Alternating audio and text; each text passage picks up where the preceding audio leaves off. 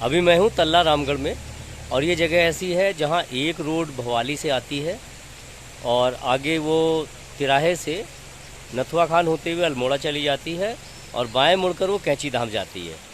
तो अभी मैं तिराहे से कैंची धाम की तरफ को हूँ, और यहाँ पर जैसे नदी पूरे रामगढ़ तल्ला रामगढ़ को पार करते हुए जाती है तो काफ़ी बड़ा एरिया कवर करती है, लगभग 1.5 किलोमीटर। और ये ऐसा पैच है जहाँ बहुत से छोटे छोटे वाटर बॉडीज़ बनाई जा सकती हैं, और इसको देहरादून में जो सहस्त्र धारा है लगभग उस तर्ज पर डेवलप किया जा सकता है। तो आज इसी पर थोड़ी सी रिसर्च की है, जिसको मैं भी आपके सामने रखूँगा। सबसे पहले मैं आपको झलक दिखाना चाहता हूँ सहस्त्र धारा की। जैसा कि इसका नाम है सहस्त्र धारा, तो यहाँ बहुत सी धाराएं पहाड़ से नीचे गिरा करती थी और झरने का रूप होता था। अब इसको सौंदर्यीकरण करते हुए एक मॉडर्न लुक दिया गया है, जिसमें छोटे छोटे तालाबों का निर्माण किया गया है। इसका फ़ायदा ये हुआ कि बहुत सारे लोग एक साथ पानी का मज़ा ले सकते हैं, और तालाब में पानी ज़्यादा होने की वजह से जैसे गर्मी के दिनों में पानी कम हो जाता था तो कम मज़ा आता था, जबकि पानी का मज़ा गर्मियों में ही ज़्यादा है। तो इन तालाबों के निर्माण से वो दिक्कत दूर हो गई, और इनका निर्माण किया गया है इस तरह से छोटी छोटी दीवारें बनाकर थोड़े थोड़े अंतर से। तो इससे क्या होता है, नदी का प्रवाह भी नहीं रुकता है। तो ऐसी ही संभावना मैं यहाँ देखता हूँ तल्ला रामगढ़ में। ये नदी लगभग 1.5-2 किलोमीटर तक पूरी आबादी के साथ साथ बहती है। उसके बगल में जो खेतों की ऊंचाई है वो इतनी है कि अगर हम 3-4 फीट को पानी को रोकते हैं तो खेतों को कोई नुकसान भी नहीं होगा। गर्मियों में पानी कम हो जाता है, लेकिन उससे भी दिक्कत नहीं आएगी, क्योंकि जिस संरचना की मैं बात कर रहा हूँ इसमें थोड़े थोड़े अंतर पर दीवारें बनाई जाती हैं। अब जैसे ये देखिए, एक प्राकृतिक रूप से दीवार जैसी बनी भी हुई है यहाँ। अगर इसी को कृत्रिम रूप से और अच्छा रूप दे दिया जाए तो यहाँ जल भराव बढ़ जाएगा, और वो जल क्रीड़ा का एक साधन बन जाएगा। खेत की ऊंचाई काफ़ी अधिक है, किसी भी खेत को कोई नुकसान भी नहीं होगा।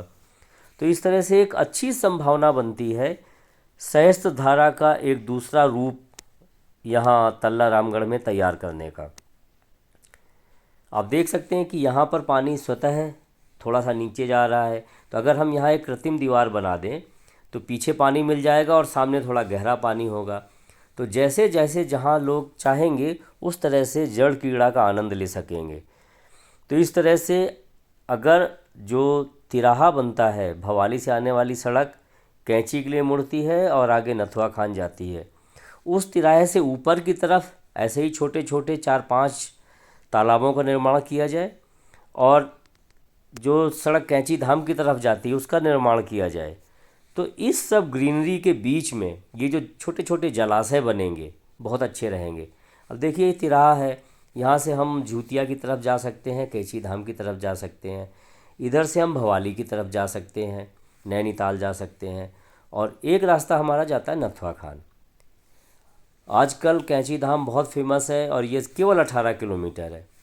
और सबसे बड़ी बात यह है कि जिस तरह से नैनीताल में लोगों को घुसने को नहीं मिलता है, तो अगर उनको तल्ला रामगढ़ में एक ऐसी जगह मिल जाए जो पहाड़ों से घिरी हुई है, ग्रीनरी बहुत है, इसमें हमें अतिरिक्त रूप से कुछ नहीं करना पड़ेगा, और पानी मिल जाए जहाँ छोटे छोटे जलाशय हों देहरादून के सहस्त्र धारा की तरह से, तो बहुत ही अच्छा पर्यटक स्थल बन जाएगा। उसका सबसे बड़ा फ़ायदा तल्ला रामगढ़ के लोगों को और आसपास के लोग। इसी प्रकार तिराहे से कैंची धाम की तरफ रोड के साथ साथ जो नदी मिलेगी, इस पर भी हम 4-5 जलाशय बना दें तो यहाँ पर इतना अच्छा पर्यटन केंद्र बन जाएगा, उससे बहुत तरह के रोज़गार पैदा होंगे। बोटिंग का, छोटी छोटी इटरीज़, उसके बाद गेस्ट हाउस, उसके बाद रिवर साइड कैंप, और बहुत सारे छोटे छोटे रोज़गार के अवसर पैदा हो जाएंगे। ट्रैकिंग, फिर जो हमारे पहाड़ी उत्पाद हैं उनके सेल काउंटर्स। तो एक बहुत बड़ी संभावना मैं एक पर्यटक केंद्र के रूप में इसमें देखता हूँ, और अगर जनप्रतिनिधि साथ दें तो ये हो सकता है। अभी जो मैंने सुझाव दिया है कि तल्ला रामगढ़ में एक पर्यटक स्थल की तरह इसको विकसित किया जाए, और उसके लिए सबसे बड़ी संभावना इस नदी में सहस्त्र धारा जैसा कुछ बनाने का है, जैसा देहरादून में है।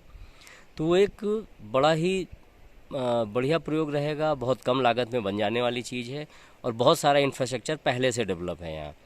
और यहीं पर एक चीज़ मैं बता देना चाहूँगा कि इस परियोजना में नदी के प्रवाह पर कोई फ़र्क नहीं पड़ेगा, क्योंकि जो भी 10-12 जलाशय बनेंगे वो बरसात में भर जाएंगे और उसके बाद उनमें जितना भी पानी पीछे से आएगा उतना ही आगे से पानी उनका डिस्चार्ज होता रहेगा और नदी का प्रवाह बिल्कुल यथावत रहेगा। तो इसको अच्छा है परियोजना, इसको देखा जा सकता है। अगर सब लोग मिलकर इसमें कोशिश करें तो कुछ अच्छा रिजल्ट सामने आ सकता है। मैं चाहूँगा कि जो जनप्रतिनिधि हैं और इस दिशा में कुछ सजग लोग हैं, जिनकी पहुँच है, जो अधिकारियों के संपर्क में हैं, इस तरह के लोग इस परियोजना को समझें और किसी भी तरह का उनको अगर कुछ संदेह है तो मुझे कॉल कर सकते हैं। मैं उसमें और ज़्यादा मेहनत करके उनकी वो सब भ्रम को दूर कर सकता हूँ जो उनको लगता है कि ये सफल नहीं रहेगी। और इसमें वो सब लोग मिलकर प्रयास करें तो तल्ला रामगढ़ एक अच्छे पर्यटक स्थल के रूप में विकसित होने की पूरी संभावनाएं रखता है। यहाँ पर मैंने देखा कि अभी मधुबन आश्रम है, अरविंदो आश्रम, इसके अलावा एक आर्य समाज का आश्रम है, डिग्री कॉलेज है, इन सब के साथ एक अच्छा इंफ्रास्ट्रक्चर पहले से ही यहाँ मौजूद है।